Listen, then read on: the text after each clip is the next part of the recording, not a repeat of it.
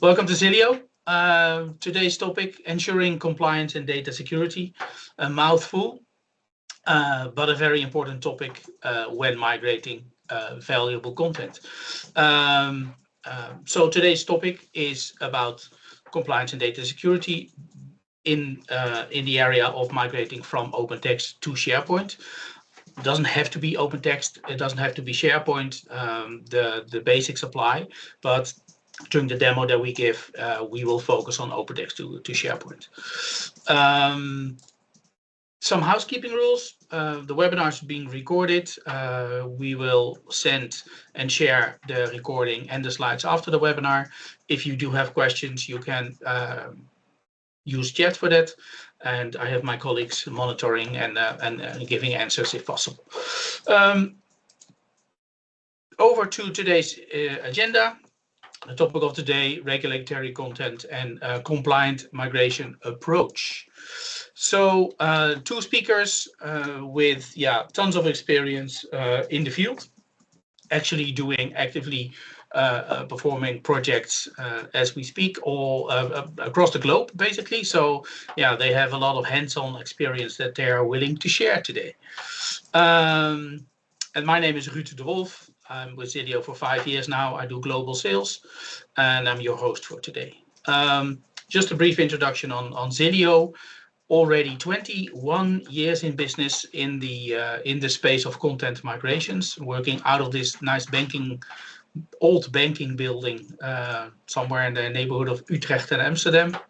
But I think that the people in the call already know us, so I can skip all this. So for today, we are going to look at migrations from the standpoint of regulatory requirements, compliance, data security, and then how do you do that? So that's let's say the theory crafting, and then in practice, how do you actually do that during a migration? What things to think about, and how it is actually done. So for the first topic, I would like to go over to Rob. Rob, can you take control? Thank you. Thanks a lot. Yeah, thanks for joining. Let's talk about at least the important attention points and angles you can take if you're considering compliance in the light of a migration from system A to system B. If we talk OpenText, of course, that's a vast domain in itself. Are we talking content server? Are we talking Documentum, Hummingbird, LiveLink even, etc.? So maybe you have a context in mind, but for sure there are subtle differences between, for instance, the compliance aspects of Documentum. If, for instance, you're trying to migrate an archive based on Documentum RPS, as we are currently doing with a big bank in the US, that takes a lot of different considerations from a technical perspective, from a functional perspective, than, for instance, migrating just content repositories from LiveLink to SharePoint one-on-one without too many hassle and without a lot of regulatory issues to be foreseen. So everything in between counts. So if we sum it all up, that could be a tension point. So we have to do it via an intake with you or your customers every time again to check what is the exact scope, basically using a large checklist, and this is kind of the summary of that. So we will be looking at current state of information governance. So how is information organized in the source system? Are there any issues with quality of metadata, findability, tagging for compliance? Could be anything, right? Sensitivity, records management, etc. Information protection in general. So how does that work currently? Are there capabilities in the organization such that we can discuss those topics in the first place in much detail, or should we educate a customer? That sometimes happens.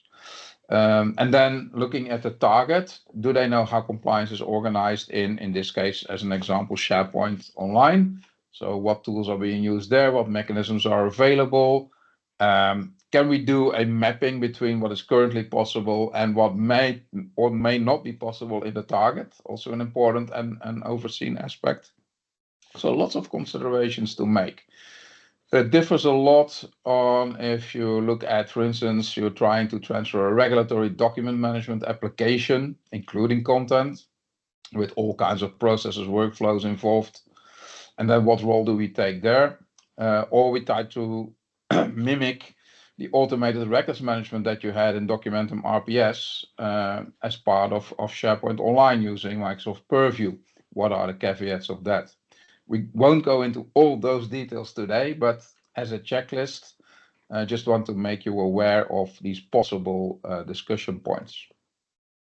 Remco will talk a lot about compliant content migrations because the process in itself, moving from one system to another, if you want to be able to prove, for instance, to regulatory institutions that you did the right thing, or at least from a legal perspective or a ICT governance perspective, then we are there to help you, provide you with all the ins and outs of that. Finally, if you migrated and you want to make sure that the governance and compliance is basically in place for your new system, then you could have the discussion over again, saying, okay, we did a successful migration. Is my content now protected, compliant from several angles? Can we, for instance, make the connection with our legal department on how to deal with content in the new situation? Can we teach them how to use e-discovery tooling, for instance, for their legal litigation cases, etc., etc. Now we deal with what we call content-centric compliance. There's related domains there, which we typically do not cover. There are other specialists for that, like the information security part, securing endpoints, identity and access management, data loss prevention, connecting to security systems, etc. That's a different ballgame altogether. So we focus on securing and making sure that content is following compliance rules, so that an audit on that aspect would be successful after a migration. Any questions here? Yes, looking at the chat as well. Q&A is there as well, by the way. I'm not sure if that was mentioned. You can pose your question in the Q&A. Okay. And can also ask in hindsight, obviously. So apart from the migration aspects that Remco is going to cover in detail, we could together look at some aspects through the various services that we can cover there. Give you a quick overview. We're able to scan and analyze your source environment for governance and compliance issues, if they exist.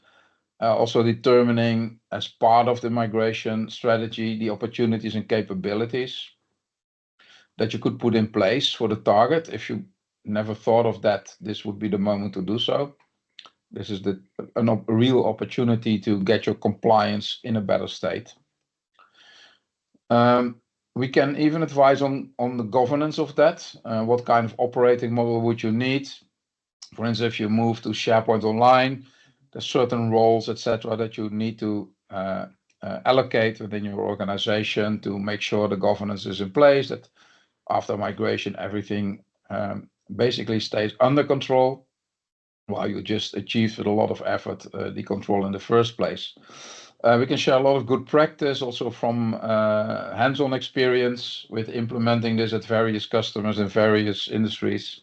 So a lot of knowledge we can share. We can even give training in, for instance, the Purview tooling on how to use that. Give you detailed documentation that you won't get from the Microsoft site even, etc., with all kinds of attention points. So if that is useful, please reach out and check if we can help you there. Configuration of authorization permission models. Not every time you can kind of migrate them one-on-one from the old system to the new one, especially in with some OpenText products. The logic is a bit different, so we take that into account. Unless you have that capability yourself and you know everything about SharePoint, you probably can figure it out. But from experience, we know what to look for, and we can at least put you in the right direction. Metadata enrichment is a hot topic, especially also with the arrival of AI techniques that would help you do it. Even SharePoint now has some additional capabilities of helping you there. Especially for compliance, if you want to make the link with the business rules that govern compliance aspects. Typically, you rely on metadata, or at least a structure of your information, to give a basis to those business rules, saying, for instance, everything that is tagged with tag XYZ needs to apply this and this rule. If you don't have that context, and you migrate, for instance, from a file system, that's a typical difficult situation, because the only context you have is folder names and file names and nothing else. Then it's good to apply metadata by extracting, classifying, etc. If you move from an existing enterprise content management system, we would expect that metadata to be in place. But in practice, essentially, if you had that system for 20 years, there's pollution, there's missing metadata, etc. We find all kinds of use cases, and there's all kinds of solutions for that as well. So we do that during what we call a discovery phase. We do a content analysis on your source system, and then all these potential issues would surface, and we can give you targeted advice on how to solve them one by one. Check content for compliance relevance. So, for instance, relatively new aspect is you need to do something with sensitive content. There's two types, of course. There's personal identifiable information, so related to privacy law and regulations, and there's sensitive content from the perspective of data loss protection, where it's intellectual property or confidential information, so the confidentiality levels of your content. If you don't have that context currently, this is the time to consider that and apply it, and then have a better governance in the target system altogether. Like I mentioned, also for sensitive data.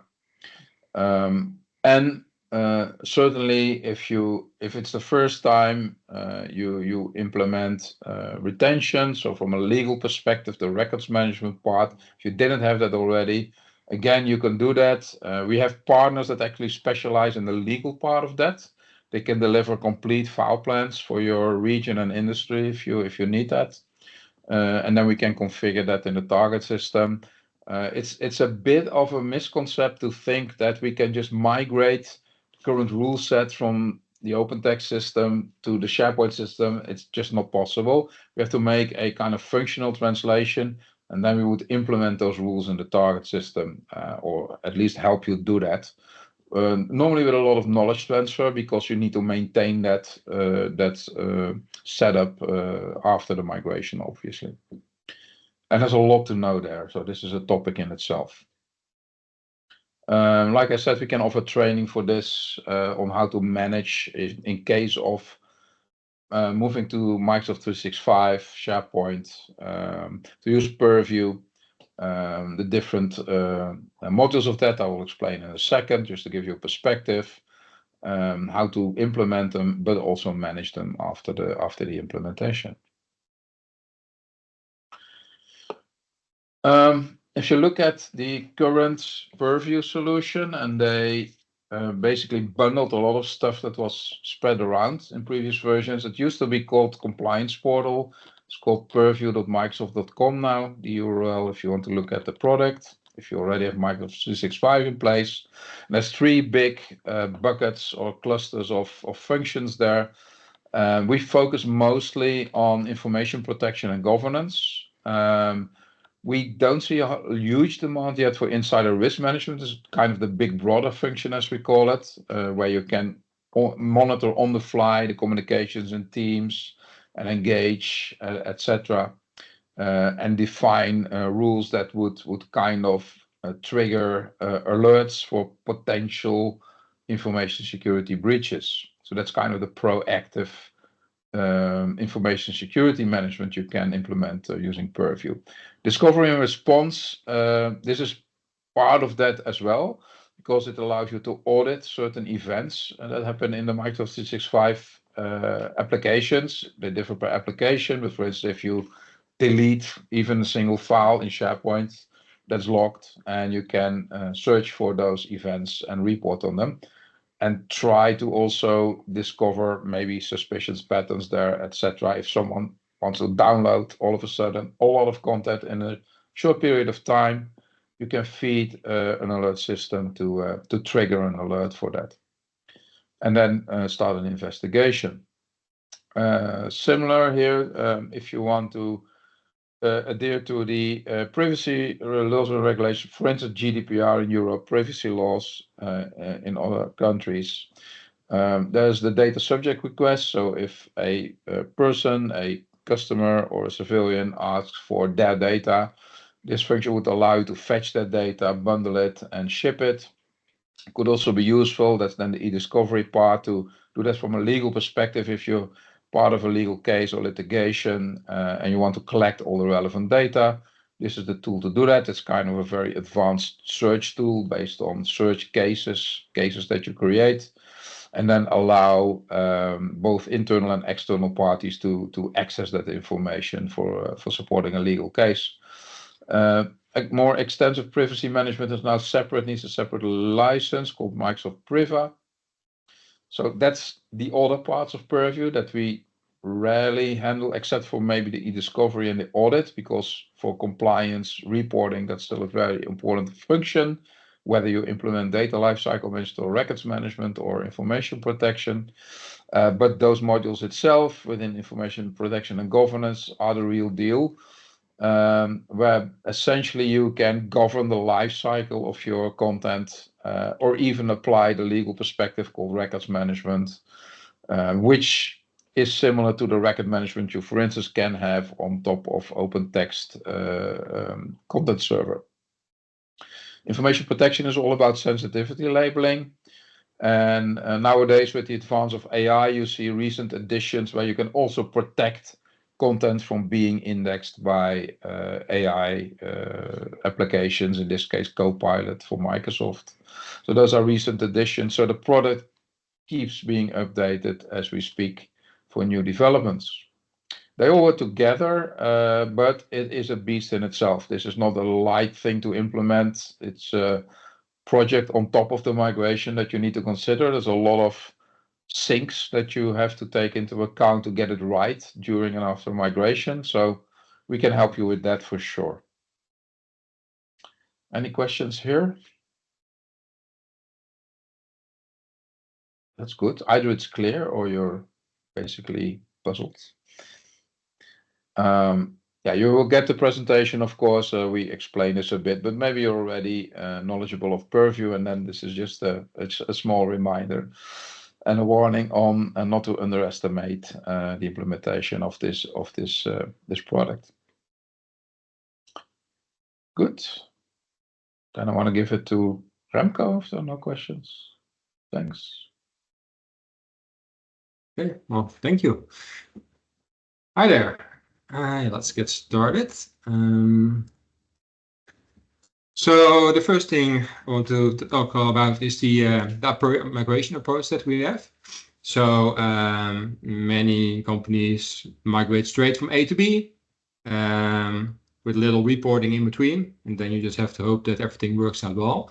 But we approach it a little bit differently. We store all the data in what we call a content store, and on that we can do reporting. So throughout the entire migration, we have different phases where we have reporting, and this is an overview of those phases.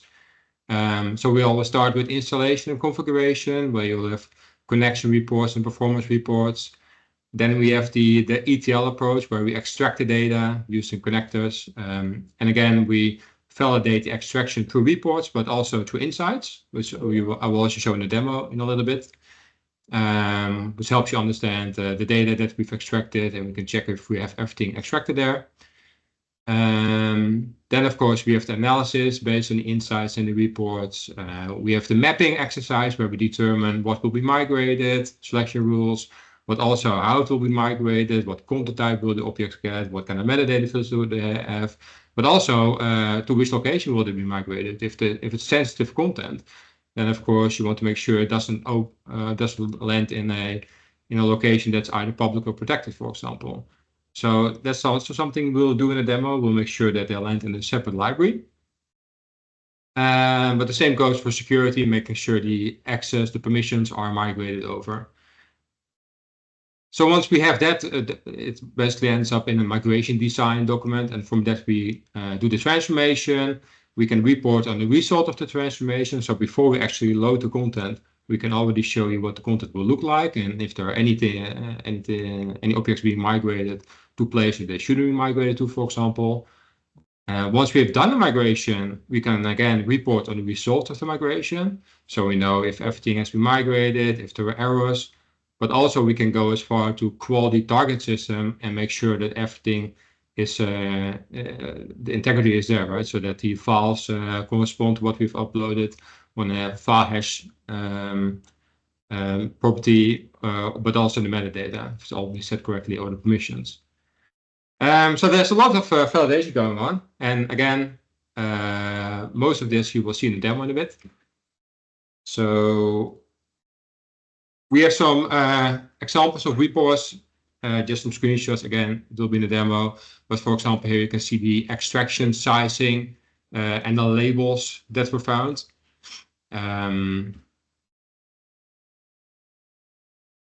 But also in this case, we have a report showing the result of a migration. So in this case, you see per line for each object that we've migrated, where it's migrated to, and if it wasn't migrated, somewhere toward the end, you see a column failed reason, and it says an item already existed, right? And then we know, okay, it wasn't migrated.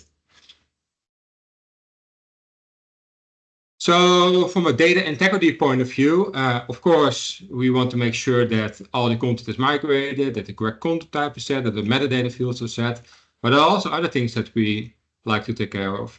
So there are a couple of things that we see often, and that's, for example, empty files, 0-byte files, or even missing files where a file mysteriously has gone away from the source, but maybe you still want to keep the metadata, and then we still want to do something with that. So you can identify those. But we also make sure that, for example, if you migrate to SharePoint line, you want to make sure the file has an extension, otherwise you can't open it up. So if there's any file extension missing, or maybe there's a wrong file extension set, we can correct that. And the last two, it's same. It kind of depends on the system, but certain systems don't allow certain characters in naming, or they have requirements on the length of the file name or the length of the path.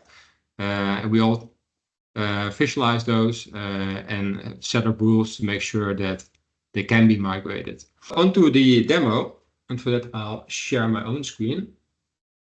Right.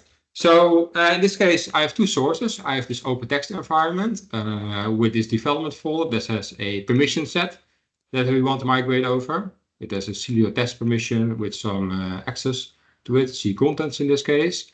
And there are actually some other things going on here, but I won't go too deep into that because it's not really the topic here.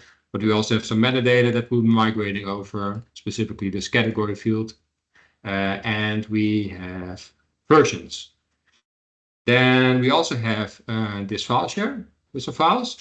And on this location, we actually did a purview scan to check for sensitive content. And the result of that scan is this sheet. So you can see here there are 4 files with some sensitive labels and what kind of information was found in those files. And this is actually information that we'll use once we've extracted the data to enrich the metadata that we have in our content store, so we can take action on this. This is a purview example, but we've also we can also deal with metadata on objects, or what we can also do, and that's what we did recently at the client, is we can check for sensitive words in the names. So maybe there's the word credit card in the name, and we tag those as sensitive and have those reviewed. And if needed, move to a separate library. So to do the migration, we use our migration software. That's what you see over here. This is a migration project, and each of those blocks are what we call flows. And a flow is, for example, a connector. So I'm just going to run through it, and you'll get an understanding. So in this case, we have a file connector that will scrape that file location that I've just shown. We have an OpenText connector that will scrape the OpenText environment. That's this one. And like I've mentioned before, this will all end up in a Mongo database, which we call the content store. So we can do analysis on that in a bit. So this is running now. Should almost be done. Yep, getting the permissions here. Yes, it's done. Then I think this thing will run. Let's run this thing. So then, like I've shown here, we have a purview report that we want to use to enrich the meta in the content store. So we have a flow that actually reads the file and then stores the data into the content store. And then the next step, of course, is that we want to visualize this data. So to do that, we have also some flows to check, for example, where the file duplicates are, the empty containers, or what kind of files they are. And then we will get those in using this ingest flow, which will put it in the Elasticsearch database that Insights uses.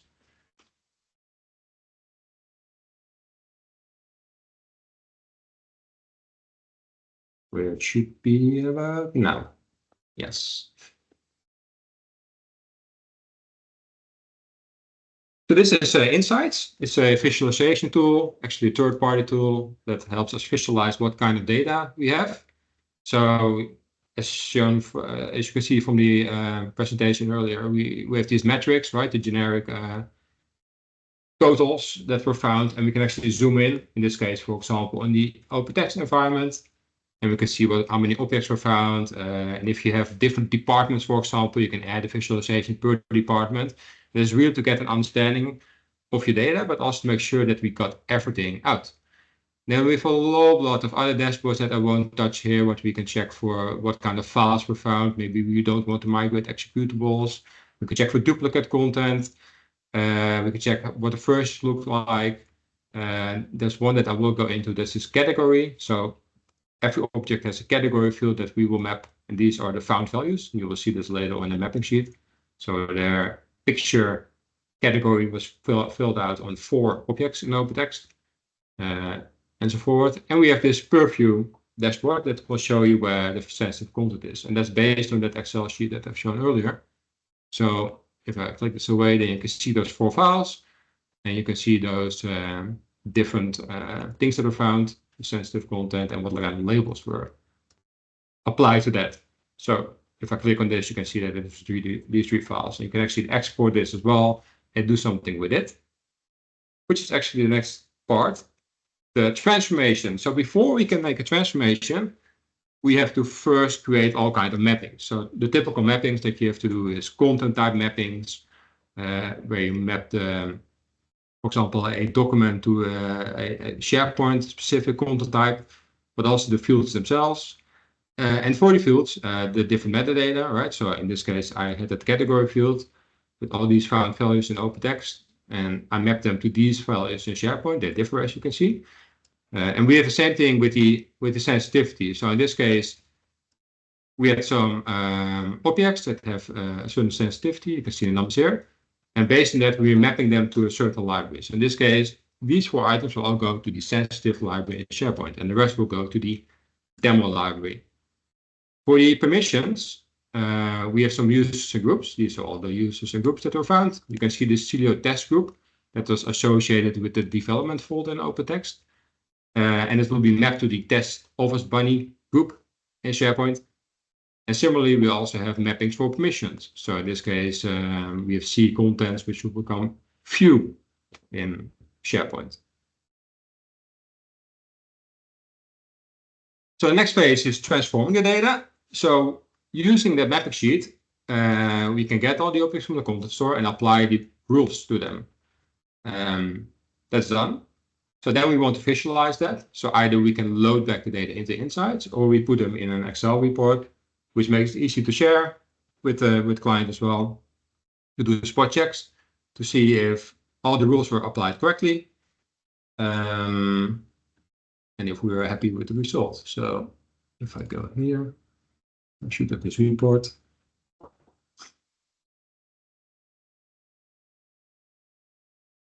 Right, so let me create a nice table here, make this a bit bigger, zoom in, and then let's filter out the file system content. So in here you can see the OpenText content.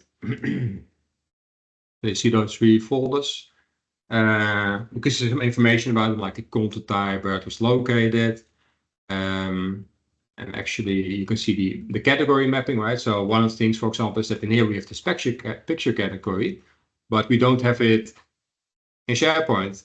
This was actually deliberate because we don't want to migrate the data, but maybe it was important and now your migration integrity is not good anymore because you're not migrating this value. So then the action could be that you create a custom content type for the folder and map this value somewhere so you don't lose the data. Then for the file system, we had some confidential, some sensitive content. So you can see the sensitive label over here. And what you can see here is that these 4 items were tagged as confidential, highly confidential. And as you can see here, let me make this a bit bigger. You can see that they will be migrated to the sensitive library. So those are the kinds of checks that we do in this reporting, usually the spot checks. But when you have very large migrations with millions of items, it's often not feasible to do a test migration for everything. And to quickly iterate through this process, we use this kind of reports. And if something is wrong, we adjust the rules and we can just roll back a step and we just redo the step until we were happy with it. And then we do the load to SharePoint Online. So then the last thing is to actually get it into SharePoint Online. So we have a whole bunch of flows here. We actually use the migration API here that does, I think, on average a terabyte per day. Again, there's a lot of validation going on in this flow. So what happens here is that we check if each content type that we try to set, but also each field and each metadata value is actually valid. So if anything is wrong, again, this is the validation step, we will know and we can make adjustments. So we won't find out once we migrated it, we will find out earlier, which will save a lot of time. So then we can actually package the objects like so. So all those different files and folders will be packaged in XML packages that we'll send over to Microsoft or to SharePoint, Azure specifically actually. And then we will create jobs for those and get them into SharePoint Online. So that's running now.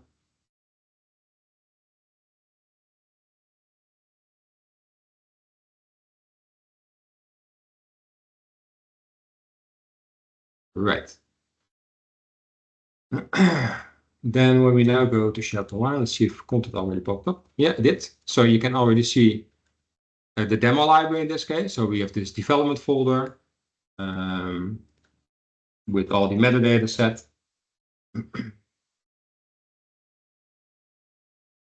Right, so you can see folder, and this is actually not really interesting. But if you go to the permissions, you can now see that we migrated that permission over as test office bunny with the view permission. And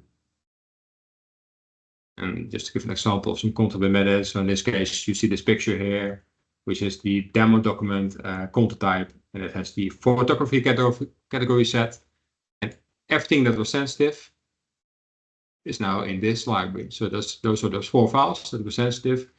They've been put into this library. Now, the last thing we want to do is want to make sure the migration was a success. So for that, we ingest the data once more into Insights.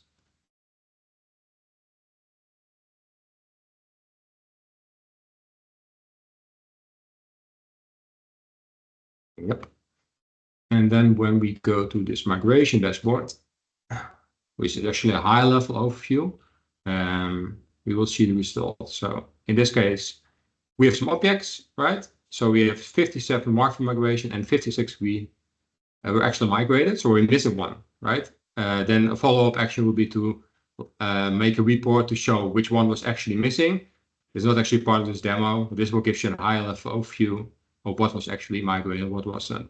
So a migration report, as shown from the presentation earlier, looks very similar to this report, but then with extra columns stating the reason why something was not migrated.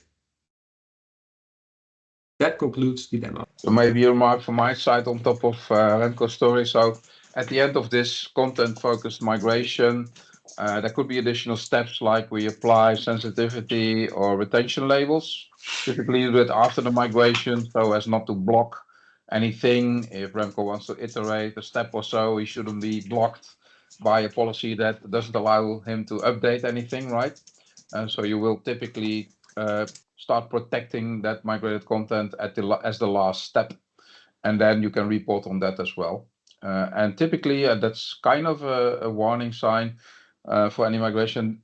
Implementing those compliance policies will take time. It will take the system, any system, time to implement those rules on the millions of migrated records, for instance.